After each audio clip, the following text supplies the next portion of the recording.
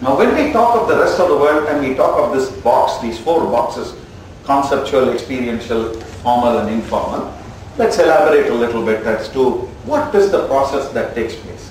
At the first level, if we differentiate formal and informal, the point is in formal learning, the certainty level of the person delivering or the system delivering formal education is fairly high. And in fact, even for the learner, the certainty level of what is being learned is fairly high. Because we are supposed to declare a syllabus, we expect at least the parents to be familiar with the syllabus, if not the children. Okay. Hopefully the children are also familiar with the syllabus. So the certainty level of what's coming is very high. In informal learning, the uncertainty level is very high. There's a big contrast. Because you don't know what lessons are coming to you, when and in what way, in what package. None of us knows that. So there is informal learning.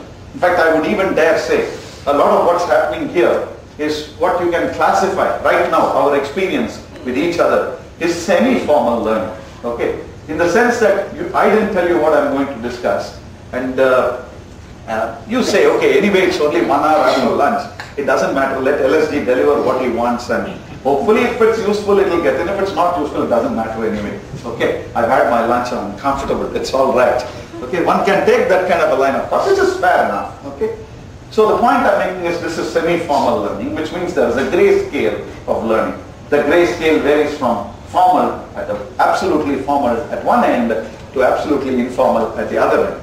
Absolutely informal at the other end is life on the streets. You just go and there are so many observations that we make, and there's a lot of learning that takes place. For example, one of the things that I learned while coming here, my friend Balraju is there, friend Prasad is also here. They were putting it on video for a different reason. Okay, I'll tell you about that reason a little later. Is that instinct is always a good thing, but not a guarantee of success. So I said I'm going to use my instinct, my intuition, and take the best route to Bharatiya Vidya Bhavan school so that I cut my traveling time. And to my horror of horrors, my intuition proved wrong, because the chief minister, the deputy chief minister decided that his intuition was better and blocked a lot of roads near Alvar. Okay, so naturally, I didn't know that when I started off from my institution. I said, okay, this is the best route to take. It might be a longer route, but my average speed would be better. So I'm using my learning, okay, because I want to get from IIT to Rajaji Vidyashram as fast as possible. So it's not the length of the road that matters, but the speed at which I travel that really matters. And I try my simple rule or intuition, and it fails miserably. But we all know intuition is not a guarantor of success, but it's actually a good, shall I say, it's a good enough resource for most human beings. Okay, but I said this because intuition is an outcome very often of informal learning rather than formal learning. Okay, intuition is very often an outcome. I'm not saying zero, but it's very often an outcome of informal learning. We observe each other. Many things happen in the deep recesses of our subconscious mind, and we start relating to the world in the way we do. But all the while, we have to challenge ourselves. Ask the question, am I at peace with myself? Am I keeping my grace, dignity and honor intact? Am I violating somebody else's peace?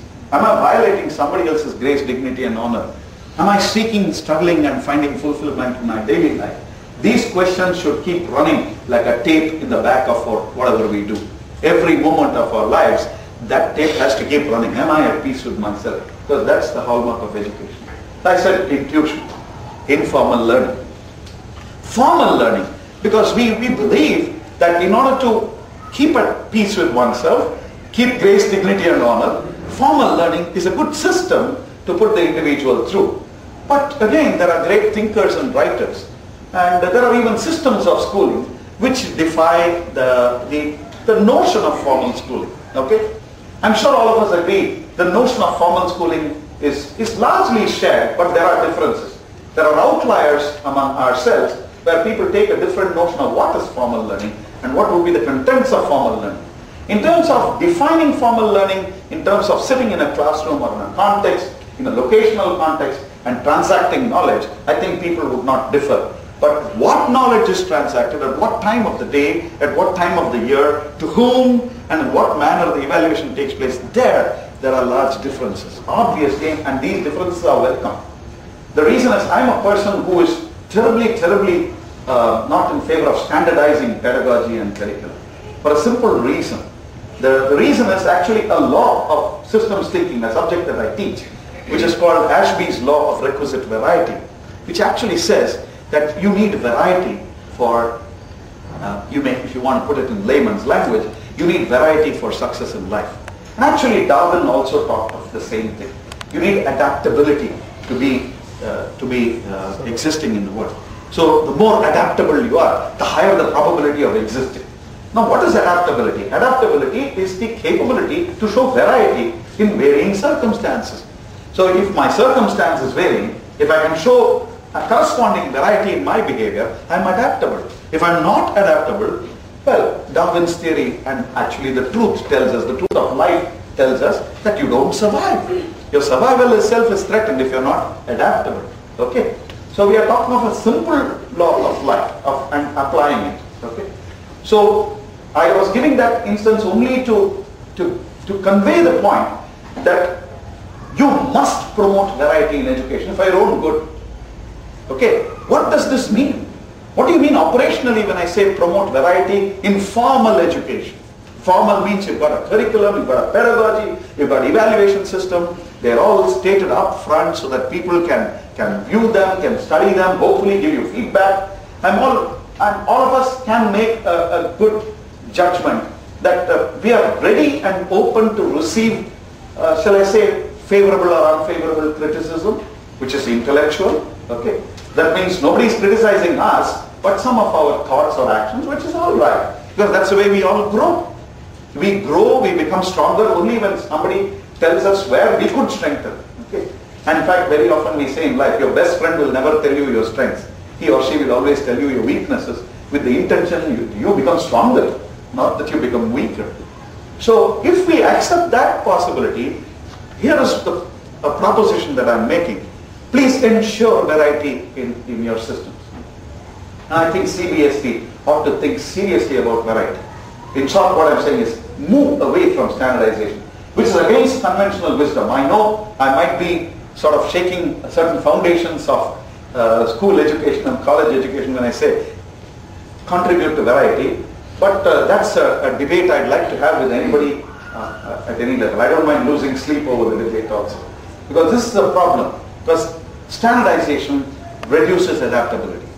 Adaptability in learning, adaptability in experiential learning also, and conceptual learning. So I'm trying to combine all these things.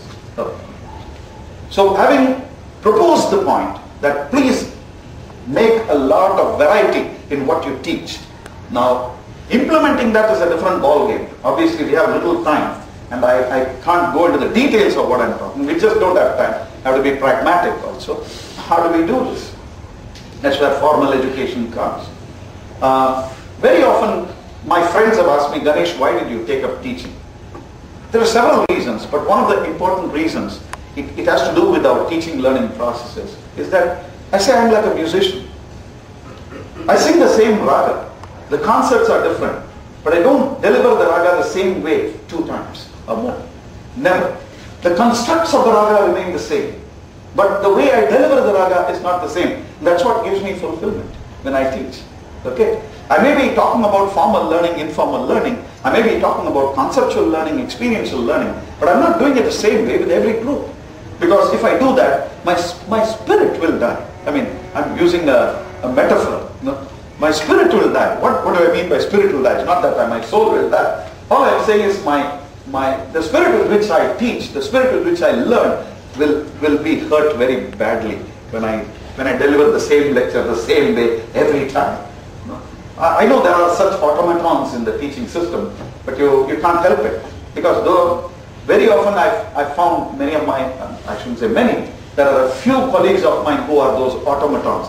I'm not criticizing them. It's just that sometimes people drift into education and become teachers. And when they drift, you can't do anything, isn't it? They just drift into it and say, why are you a teacher? I drifted into it. I need to survive. My family needs to survive. It's all right. Can you change? Well, I'll try. I'll try to change. They're good for you. You try to change. Okay? So this is where we are.